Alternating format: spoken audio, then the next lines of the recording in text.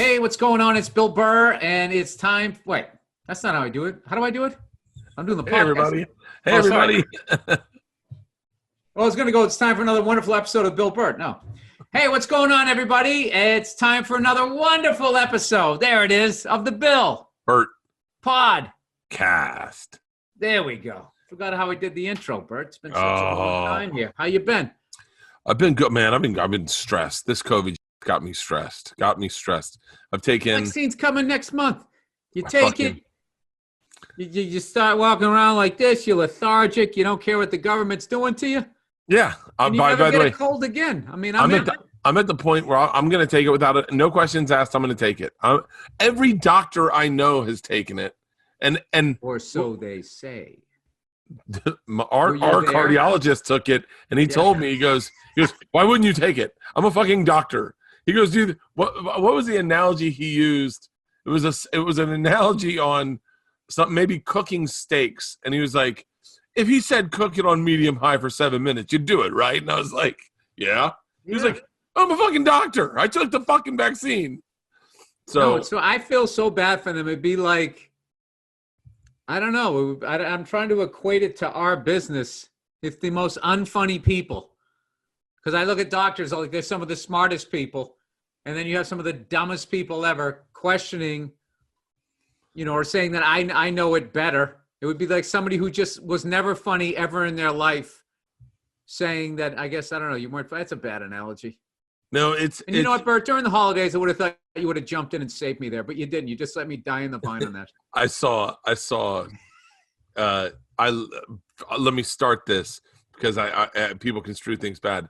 I love Godfrey, but I watch his Instagram stories all the time, right? Or his videos. So yesterday, I'm laying in bed, panic attacks, and I see Godfrey. I go, Godfrey, somebody can calm me down, right? Now, he didn't calm me down in the way I thought. I thought he'd calm me down with comedy, but very seriously, someone goes, he's reading comments. He's like, do I believe the moon landing was rigged? He goes, yeah, I don't believe in the moon landing. And he just kept reading, and I started laughing so hard. I was like, you know how your brain, it's like, my brain got so separated from what I was thinking about where I was like, hold on. Godfrey's, both of his parents are two of the most educated human beings in Chicago. Godfrey grew up in a household where books were worshipped. And then I started going, do I need to do some research on this fucking moon landing? Like, do I need to go, like, where's my head at? Right? Dude, the internet is not research. The internet is not, going to the library is research. The internet is not research because there's no governor on it. Anybody can post anything as fact. Yeah. Oh, I watched a video, 10 reasons Mississippi is the worst state in the world.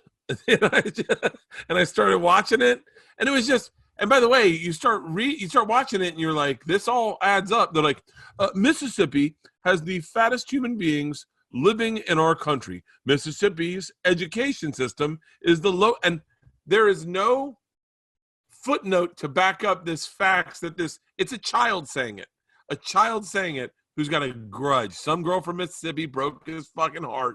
Or he's an Alabama guy. Alabama shits out. Georgia shits on Alabama. Alabama shits on Mississippi. Mississippi is the North's fault. Why is that? Because we won the war and we fucked over the South. Yeah. We fucked them and they're still recovering. Dude, we moved down there. We moved to North Carolina in 1987.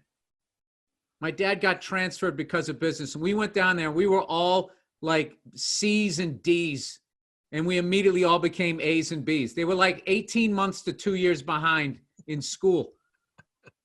It's not right. Those are Americans. We shouldn't have left them like that. You walked up, and there's a group around the front of the room by the chalkboard, and you're like, what are you guys working on? They're like, how do we get this pencil sharpener to get it so sharp? We're talking like a stick sharp. And Bill just goes, you mean like this? They're like, oh shit. So yeah, you're Matt Damon in Good Will Hunting in the South if you just did that. I mean, it wasn't that bad, but it was like literally, instead of doing algebra, they were like adding fractions. It wasn't like years behind, but it was significantly, it was it was like you stayed back a grade, but you went there and you had progressed a year. It was weird. Oh, that's fucking hilarious. Yeah. Now, granted, this was 33 years ago, so hopefully it's come back around. But like, I like how like when they shit on impoverished states, they act like they made the decision to be that way. I realized I'm watching this video yesterday, and I realized I've never really been to Mississippi. Like I've never been to Mississippi. I've been there, man. I've driven through it on my way to New Orleans, but it has its own, it's got its own vibe like any state. It's that weird thing where it's, if you drive into Alabama, you wouldn't know it unless there was a sign, but you get out and you talk to people. There's definitely a different vibe. Like if it was the Three Bears, the porridge would be too hot when you were in Georgia. And it'd be too cold in Mississippi. And I think Alabama's just right. I always thought going to college in Mississippi would have been amazing. Going to college, if you're a sports fan, well, you were in Florida, man. Florida is the South. You guys just for some reason are like this appendix hanging off of the country, and they just don't like I think it's because it's also like Miami, which is considered like, it's one of our best cities. Best looking women, all this money, all this beautiful stuff to do down there. So they got that. So all these people, they kind of fly over Gainesville and all of that. Or you just go to Orlando with your family, go to SeaWorld. Like, I feel like Florida's kind of like a one-night stand, like, state. Some hot chick you bang, but you don't get into a relationship. You go down to Miami, you do a little blow. You call up a modeling agency, you throw some dollars around, you meet that Epstein guy, maybe go to his island. Then couple sunsets, you're on your way. Yeah. And then I think, and then when you settle down, you forget about all the hookers you banged, and you have some kids, then you fly in for like 2-3 days, you take a monorail, you look at some imprisoned animals. Take a monorail. Yeah. You do that and then you leave. That's kind of what it is. But around all of that, real Florida. Mississippi gets a bad rap in the South, I think. I think the South, Arkansas gets. What state gets the worst rap out of all the states? I think Mississippi does. I thought you were going to agree with me. I think you were like, oh my God, you nailed it. You were just sneezing. I think I don't know shit about it, but just as far as me doing weekends down there, I felt like in Mississippi. You did stand up. I've never done stand up in Mississippi. Yeah, Mississippi was the deepest into the South I'd ever been. Where it was like you go in the you're in the capital, whatever the hell it was. Is it Jackson? Jackson. I've done the a State lot House of has research. the Confederate flag flying over it. Yeah, they just got rid of the Confederate flag in November. Yeah, well, there's people like it means different things to different people, but you kind of have to. I think you have to address what it means to the Magnolias. I would think you can't be like, well, to me it just means Southern pride. There is something really interesting about. You can't really cut that part out of it out. You know what I mean? You're sort of like cutting out a whole thing, ignoring it. I know, but here's where the devil's advocate, okay? But like growing up in Florida, we had no civic pride, right? Like there was no like. What does the word civic mean? Meaning you didn't give a fuck about Tampa. Like you were like, yeah, I live in Tampa, but like no one knows that we had the Bucks. They were horrible. We had no baseball team, no hockey team. People's grandparents lived there. So like you didn't like if you lived in LA, you had the Dodgers, you had the Lakers. You were like, we're LA, NWA. If you lived in Boston had nothing but civic pride. Boston was you threw NWA in there. I was going to be Hollywood actresses. Yeah, but like the Dodgers, the Lakers, NWA. I was jealous when I first moved to New York and like people would like, yeah, I'm from Brooklyn, and the room would go nuts, or they go, so I grew up in the Bronx, and everyone was like, yeah, Bronx, Boogie Bronx, downtown Boogie Bronx, whatever.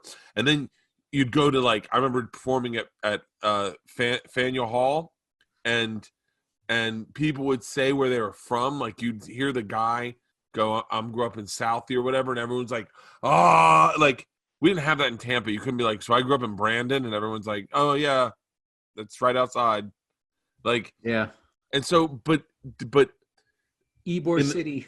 I grew up in Ybor City, but somewhere like Mississippi, and it's interesting because their civic pride is tied to the Civil War somehow, meaning like they remember the good old day. My granddaddy was my great granddaddy, you know, like it's an interesting kind of like civic pride. It's just people look out their own heads, dude. So their experience was the North was fucking them over. Yeah. And then they wanted to leave. They fought and they lost. So fuck the North. That's what and they completely ignore. It's like how some of the most progressive people out there are still walking around wearing clothes that were made in a sweatshop by some crying kid. And they're standing there like, you know, he, she, or him, her, whatever the fuck you're supposed to write on Twitter, right? Yeah. I don't think it's he, she.